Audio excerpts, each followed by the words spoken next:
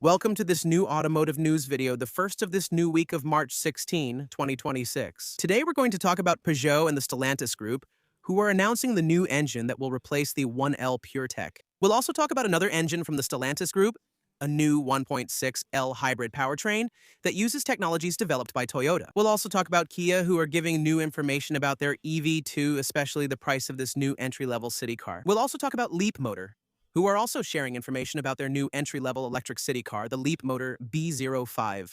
And finally, we'll talk about Porsche, who keep backtracking on going fully electric and have confirmed the arrival of new combustion engines for their future models. I hope today's topics will interest you.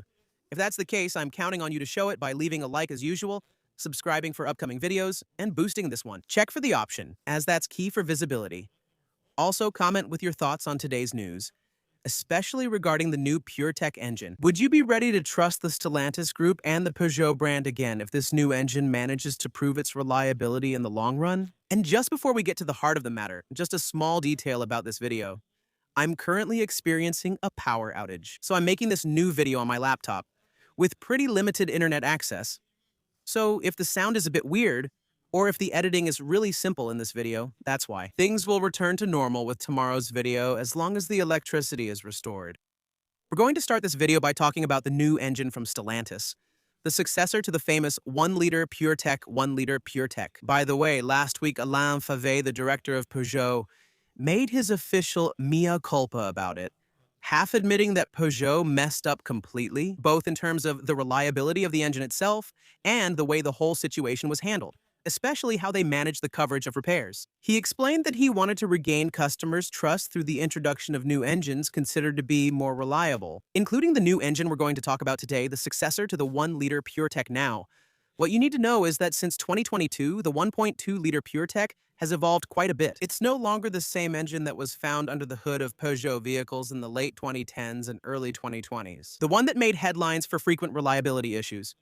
Peugeot has updated this engine several times, and what has happened in recent years is that depending on the vehicle you bought and its range, you didn't quite get the same 1.2 PureTech engine, mid-range and high-end, if you can call it high-end. At Peugeot, there was a new version called the 1.2, Gen 3, with 70% of its components reworked, which notably featured a new variable geometry turbo, and most importantly, it no longer had an oil-bathed belt, but a timing chain instead. And alongside that, on the entry-level engines, the 1.2-liter Gen 2 could still be found, which was still equipped with oil-bathed belts. And that's still the case until the end of 2025, or even into early 2026, since production of this engine stops at the very end of 2025, so there are probably still a few left in stock. The new engine version that Peugeot is promoting today is the 1.2-liter Turbo 100, which is simply a new version of the Gen 3, available in a slightly lower power version to replace, on entry-level models, the well-known 1.2-liter with a belt. Until now, the Gen 3 was available in 110, 136, and 145 horsepower versions, often hybrid, but now it's available in a 100 horsepower version with a chain instead of a belt. On entry-level Peugeot models, they explain that this engine is more reliable but also more pleasant to drive, since it has more torque at low revs. This should make overtaking easier, allow for quicker acceleration while putting less strain on the engine. So now whether it will be reliable or not, we'll have to wait several years to find out. In any case, this new 1.2-liter turbo, which is no longer called PureTech, still keeps the 3-cylinder architecture, which is honestly one of the worst engine designs in recent years. Unfortunately, 3-cylinder engines are rarely built to last and are rarely reliable. I made a video on the subject, if you want to understand why. We'll see if this one does better than the others. In the meantime, Stellantis made sure to remind us that the models equipped with this engine come with an 8-year warranty. So, that's not the only new thing when it comes to engines at Stellantis, since the group is also launching the production and marketing of a new 1.6-liter 4-cylinder hybrid engine. A hybrid engine that produces 177 horsepower from the combustion engine and reaches a total power output of 210 horsepower with hybridization. What's quite interesting about this particular engine is that Stellantis chose not to use its own technologies. For the hybrid part, the group turned to Blue Nexus, which is a Japanese supplier owned by Toyota. They will provide, through the transmission, the hybrid component of the vehicle. An ICVT transmission determines if the combustion engine, electric motor, or both will power the vehicle. Knowing that, in this case, the combustion engine is also capable of working as a generator to recharge the battery for the electric part of the vehicle. a system that is reminiscent of what we saw back in the days of the famous Toyota Prius. What's quite interesting is that this engine will first be offered under the Jeep brand.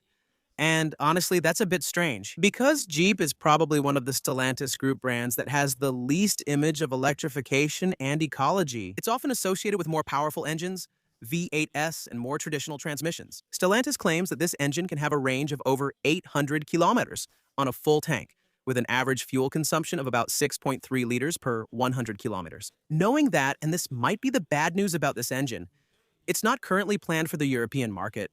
It's mainly intended for the American market. Many combustion engines from the group, such as the 3-liter V6 Hemi V8 and GME 4-cylinder, aren't found in Europe. That's a shame, since the numbers suggest it would have sold very well in Europe.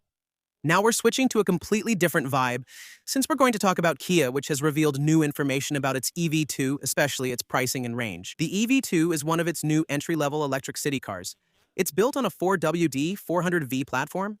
It will be offered in two different powertrain versions. One version has 146 horsepower, a 42 kilowatt battery with a 317 km WLTP range, probably around 150 km on the highway. And the long-range version has 135 horsepower with a 61 kilowatt battery, offering a 450 km WLTP range. And in this version, it's true that it's one of the best ranges you can find for an electric vehicle of this size. There will be 4 versions available. The light version is the entry-level model, which will be equipped with adaptive cruise control, a triple screen, and Apple CarPlay and Android Auto, automatic air conditioning, LED lighting, and fast charging, allowing you to go from 10 to 80% charge in 29 minutes. The Air version, which will add dual-zone air conditioning, battery preconditioning for winter charging, and a modular trunk floor. The Earth version, which focuses more on style and comfort, with 18-inch wheels, flush door handles, tinted windows, and wireless smartphone charging. And the GT line version, which is really the top-of-the-line version, offering 19-inch wheels, heated seats, and steering wheel, as well as a Harman Kardon audio system. The standard engine and battery will be available on the Light, Air, and Earth trims, while the long-range option will only be offered for the Earth, Air, and GT line. And as for the price, it starts at 26,000 euros and can go up to 37,000 for the high-end versions with the long-range battery. It's not cheap, but the good news is that it will be eligible for the Eco Bonus system, allowing you to get up to 7,000 euros off in some cases. That brings the entry-level price down to 19,000 euros, and it's still expensive compared to a Kia Picanto with a combustion engine, which will cost almost half as much and offer much greater range. On the new electric city car front, there's also Li Motor, which is talking about its new A05. This will be the brand's small electric city car. It's 4.20 meters long, 1.80 meters wide, and 1.62 meters high. It will be offered with a front-mounted electric motor, which will produce either 94 or 121 horsepower. Different versions will offer various battery options.